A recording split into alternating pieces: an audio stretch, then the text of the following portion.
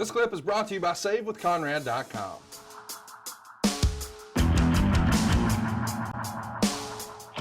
Let's talk a little bit about the anonymous GM. That's what he's talking about here when he says Edge with the computer digitized voice and attacking a computer.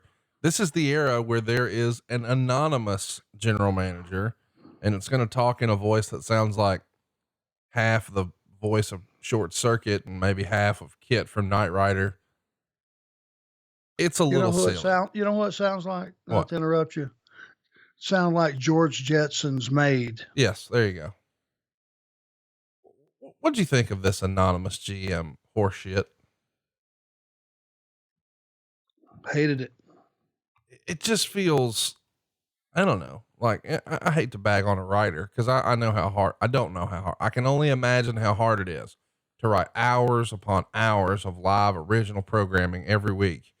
So it's got to be just a terrible job, terribly difficult, very stressful, et cetera, et cetera. That said, goodness gracious, this was silly, right? I think it was just when everybody was drawing a blank on what to do next, and we were just running through angles. And like I said, it all stems back to that, having that big show, that pay-per-view every single month. You have to understand, you've got to blow off your angles, create the next week. You got 4 weeks maybe to get, or 3 weeks to get to the next show.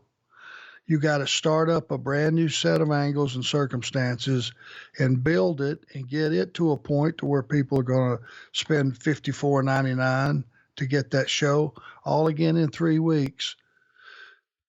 It leaves you in a position where you got to have something to put some Band-Aids on different stuff. And for that period of time, that was the Band-Aid to when everybody drew a blank. Well, what do we do this week? Well, okay, go to that anonymous general manager and have him decree something goofy, because there was not a face to it.